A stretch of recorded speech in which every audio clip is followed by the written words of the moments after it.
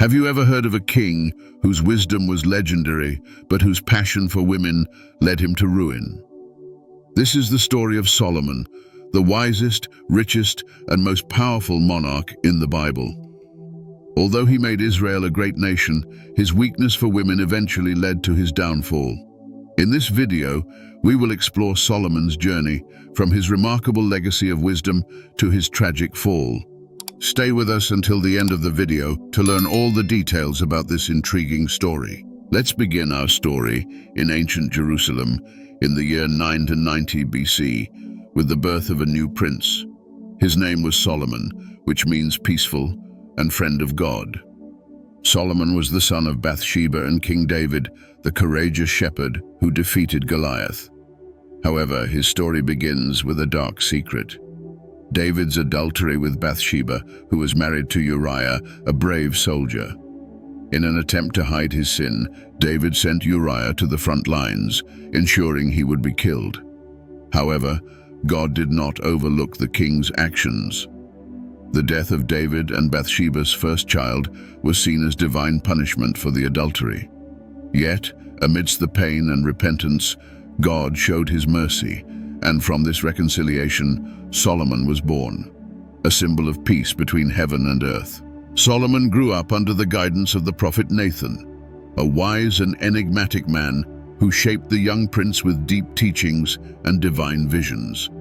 Nathan saw in Solomon a bright future and a flame of wisdom that promised greatness.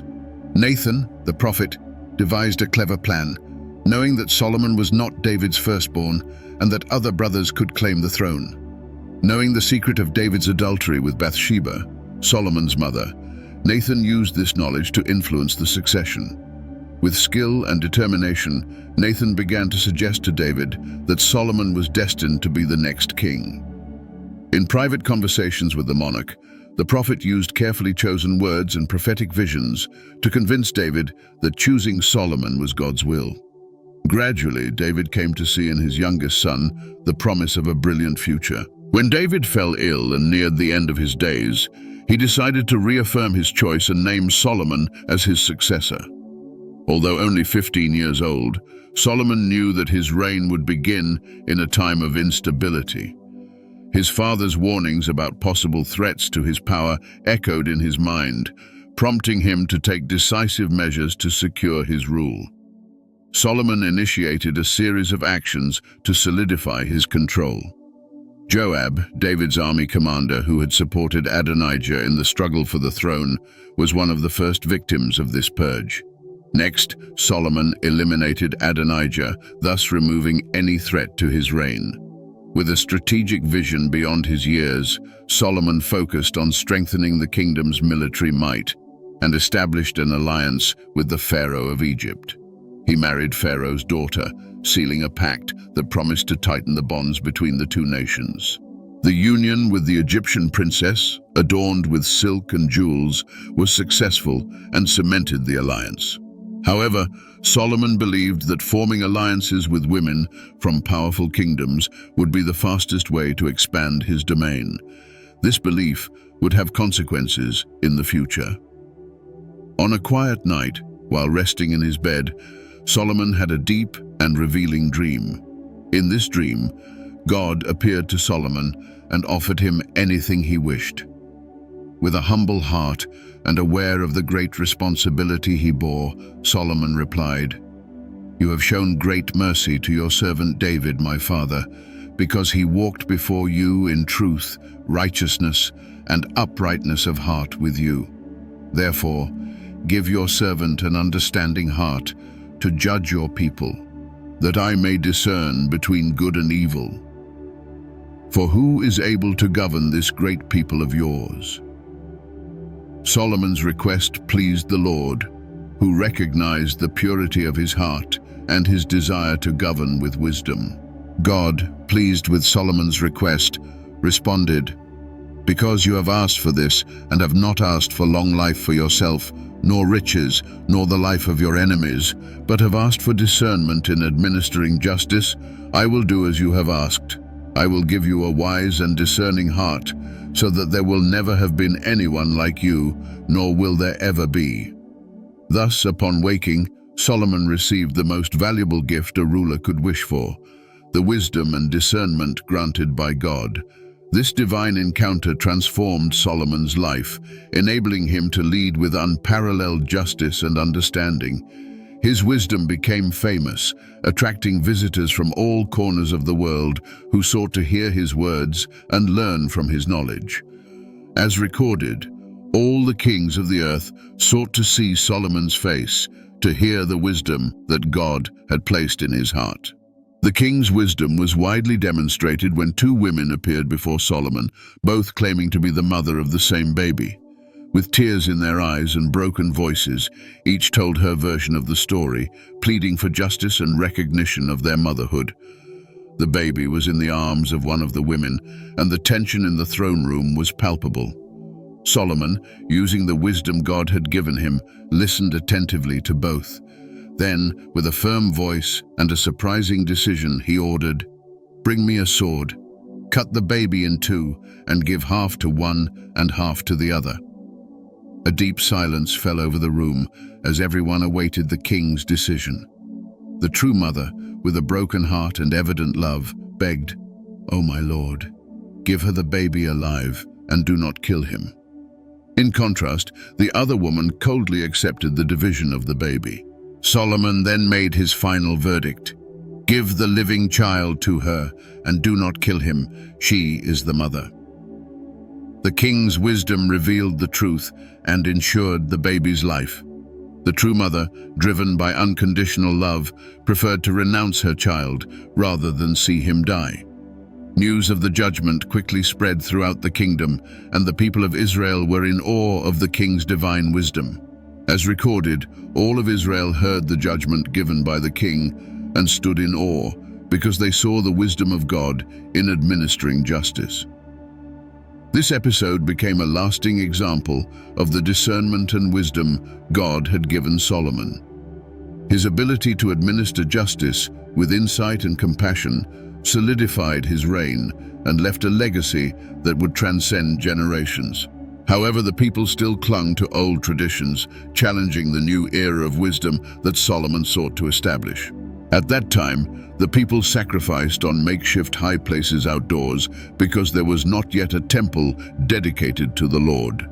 Determined to build Israel's first temple, Solomon faced a challenge. He did not have the resources to carry out the grand work he envisioned. So Solomon decided to form a strategic alliance with Hiram, king of Tyre, a city famous for its construction skills and wealth in natural resources. Solomon sent emissaries to Hiram with a bold proposal. "My father David was unable to build a house for the name of the Lord because of the wars that surrounded him until the Lord placed his enemies under his feet. But now the Lord my God has given me peace on every side. There are no adversaries or harm to fear. Therefore, I have decided to build a house for the name of the Lord my God, as the Lord promised David, my father, saying that his son, whom I will set on his throne in his place, shall build the house for my name." Recognizing Solomon's greatness, Hiram enthusiastically accepted the proposal, committing to supply the cedar and cypress wood needed, as well as skilled craftsmen. In return, Solomon would send food and other goods to Tyre, establishing a mutually beneficial agreement. With the materials obtained through the alliance with Hiram, Solomon began the construction of the Temple of Jerusalem, a project that would take 7 years to complete. The construction was carried out with exceptional precision and beauty according to divine instructions. The temple, as recorded, was 60 cubits long, 20 cubits wide, and 30 cubits high. Every detail was meticulously planned and executed, from the foundations to the most delicate ornaments. The walls were lined with cedar wood, and pure gold covered every surface, creating a sacred space of unparalleled splendor. Solomon built the temple and completed it, covering the interior walls with cedar boards from the floor to the beams of the ceiling. But Solomon's vision did not stop at the temple. For 13 years, he also devoted his time to constructing his own palace, a majestic structure that reflected his power and wealth. Solomon's palace was an architectural masterpiece, with large halls, imposing columns, and lush gardens. Every detail was designed to impress and reflect the greatness of the king. The works were carried out with precious stones, cut and fitted with precision from the foundations to the final finish. The construction of Solomon's temple and palace not only transformed the physical landscape of Jerusalem, but also solidified the kingdom of Israel as an economic powerhouse. The fame of Solomon's wisdom and wealth spread quickly, attracting the attention of kings and queens from distant lands, curious to meet the monarch who had elevated Israel to a status of prosperity and power. Among the illustrious visitors was the Queen of Sheba. Fascinated by the stories she had heard, she decided to embark on a long journey to meet Solomon in person. Accompanied by an impressive entourage and exotic gifts, she arrived in Jerusalem, ready to test the king's wisdom. The queen, amazed, acknowledged that Solomon's wisdom surpassed all the expectations she had. She declared to the king, "It is true what I heard in my own land about your achievements and your wisdom, but I did not believe these things until I came and saw with my own eyes. Indeed, not even half was told me. In wisdom and wealth, you have far exceeded the report I heard." The wealth and splendor of Solomon's kingdom were equally legendary. Gold, silver, and precious stones were abundant, and his throne was a masterpiece of ivory and pure gold.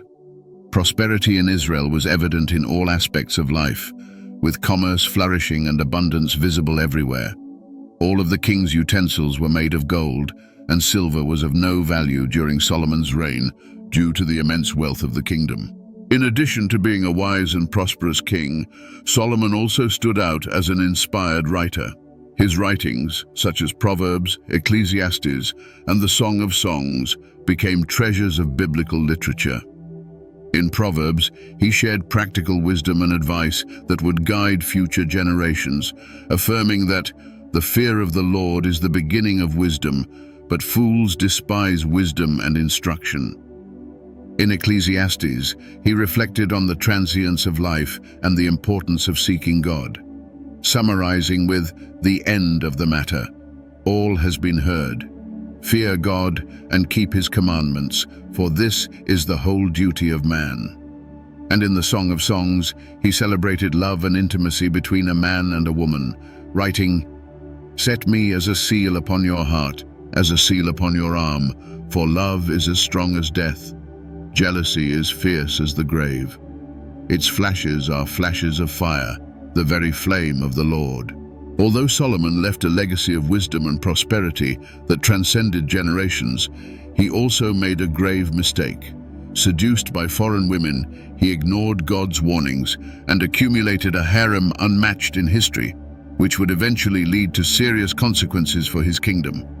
In his quest for power and alliances, Solomon amassed a harem with 700 wives and 300 concubines.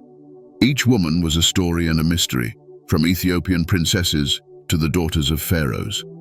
The king's palace, a labyrinth of stone and cedar, concealed within its walls this vast collection of women, each with her own role and influence.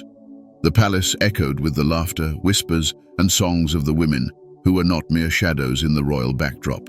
They played significant roles in the political and cultural plots of the kingdom. Through these marital alliances, Solomon sought to strengthen peace with distant kingdoms and enrich his understanding of different cultures. However, this complex web of relationships was also fertile ground for intrigues and silent rivalries. Each favor from the king could stir jealousy and disputes among the women in the harem.